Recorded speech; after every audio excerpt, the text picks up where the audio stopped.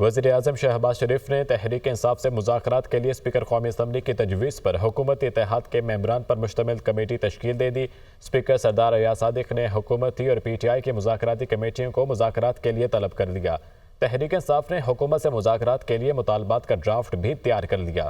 یہ رپورٹ دیکھیے۔ حکومت اور تحریک انصاف کے درمیان مذاکرات کا سٹیج تیار۔ وزیراعظم نے پی ٹی آئی سے مذاکرات کے لیے کمیٹی تشکیل دے دی۔ اسپیکر قومی اسمبلی نے دونوں کمیٹیوں کو آج ملاقات کے لیے طلب کر لیا۔ پی ٹی آئی سے مذاکرات کے لیے وزیراعظم شہباز شریف کی بنائی گئی کمیٹی میں نائب وزیراعظم اسحاق ڈار، رانا ثناء اللہ، سینیٹر عرفان صدیقی، راجہ پرویز اشرف، نوید قمر، خالد مقبول صدیقی، عبدالعلیم خان، چوہدری صالح حسین اور خالد مگسی شامل ہیں۔ پی ٹی آئی کی مذاکراتی کمیٹی میں عمر ایوب، الیمین گنڈاپور، سلمان اکرم راجہ، اسد کیسر، صاحبزادہ حامد رضا، حامد خان اور علامہ راجہ ناصر عباس شامل ہیں۔ وزیراعظم شہباز شریف نے کہا کہ ملک کی سلامتی اور قومی مفاد کو مقدم رکھا جائے گا۔ پاکستان ہے تو ہم سب ہیں۔ اسپیکر قومی اسمبلی کی کاوش کو سراہتا ہوں۔ اسپیکر قومی اسمبلی ایاز صادق نے اپوزیشن سے مذاکرات کے لیے وزیراعظم کی طرف سے کمیٹی تشکیل دینے کا خیر مقدم کیا اور کہا مسائل کا حل مذاکرات کے ذریعے ہی ممکن ہے۔ وزیراعظم کا یہ اقدام خوش آئند ہے۔ نیک نیتی سے حکومت اور اپوزیشن کو مذاکرات کی دعوت دی۔ اسپیکر نے دونوں کمیٹیوں کے ارکان کو صبح 11:30 بجے ملاقات کی دعوت دی اور کہا دونوں کمیٹیوں کے ارکان سے پارلیمنٹ ہاؤس میں اپنے چیمبر میں ملاقات کروں گا۔ اسپیکر آفس کے دروازے ہمیشہ اراکین کے لیے کھلے ہیں۔ بات چیت کو مکالمے سے ہی آگے بڑھایا جا سکتا ہے۔ Chairman P T I barrister Gohar نے بھی حکومت کی جانب سے مذاکراتی کمیٹی کی تشکیل کا خیر مقدم کیا اور کہا حکومت اور پی ٹی آئی کے مذاکرات جامع اور نتیجہ خیز ہونے چاہیے۔ امید ہے کہ کم سے کم وقت میں تمام مسائل کا نتیجہ خیز حل نکلے گا۔ دونوں کمیٹیوں میں سنجیدہ لوگ ہیں۔ مذاکرات آگے ضرور بڑھیں گے۔ پر امید ہوں کہ اب مذاکراتی عمل شروع ہونے جا رہا ہے۔ تحریک انصاف نے حکومت سے مذاکرات کے لیے مطالبات کا ڈرافٹ تیار کر لیا۔ پی ٹی آئی کے ذرائع کے مطابق تحریک انصاف کی جانب سے 5000 سے زائد قیدیوں کی فہرست تیار کی گئی ہے۔ بانی پی ٹی آئی کا نام سر فہرست ہے۔ مذاکرات میں قیدیوں کی رہائی 9 مئی اور 26 نومبر کی انکوائری کے لیے جوڈیشل کمیشن کے مطالبات سامنے رکھے جائیں گے۔ سپریم کورٹ کے 3 موسٹ سینئر ججز پر مشتمل جوڈیشل کمیشن کا مطالبہ کیا جائے گا۔ ذرائع کے مطابق تحریک انصاف نے سول نافرمانی سے متعلق عملی اقدامات روک لیے ہیں۔ حکومت کی جانب سے مذاکراتی ٹیم کی تشکیل کے باعث سول نافرمانی کے احکامات روکے گئے۔ تحریک انصاف کی مذاکراتی ٹیم کی آپس میں غیر رسمی مشاورت بھی ہوئی۔ تحریک انصاف کے رہنما شیخ وقاص اکرم نے دنیا نیوز سے فون پر گفتگو کرتے ہوئے کہا کہ مذاکراتی کمیٹی بنا دی گئی ہے۔ صبح ہونے والی ملاقات میں حکومت کی سنجیدگی کا اندازہ ہو جائے گا۔ میٹنگ میں کچھ ہم اپنی سنائیں گے، کچھ ان کی سنیں گے۔ میٹنگ کے تمام پوائنٹس بانی پی ٹی آئی سے جا کر ڈسکس کریں گے۔ میٹنگ کے بعد سول نافرمانی تحریک کے حوالے سے فیصلہ کیا جائے گا۔ سول نافرمانی تحریک کے حوالے سے حتمی فیصلہ بانی پی ٹی آئی ہی کریں گے۔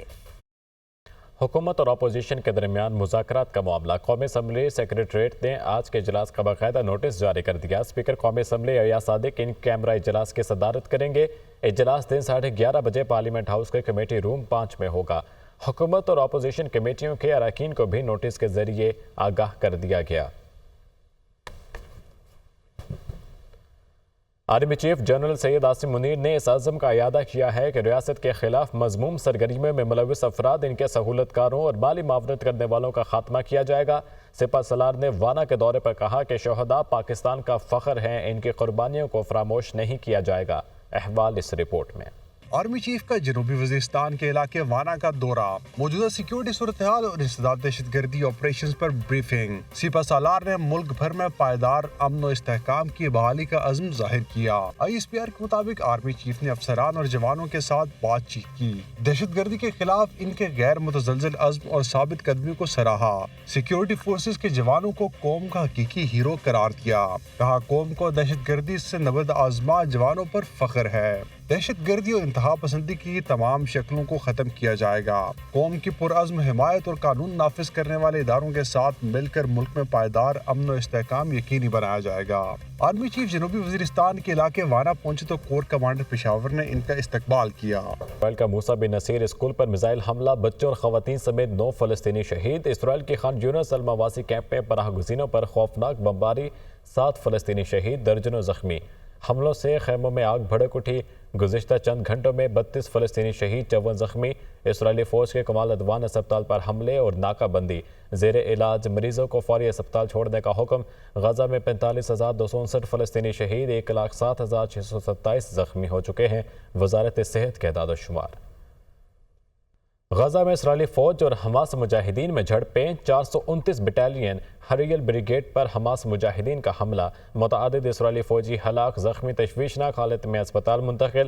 حماس مجاہدین کے حملے میں متعدد اسرائیلی فوجی گاڑیاں بھی تباہ ہو گئیں اور غزہ میں یہ صورتحال ہے۔ اسرائیلی فوج اور حماس مجاہدین کے درمیان جھڑپیں جاری ہیں۔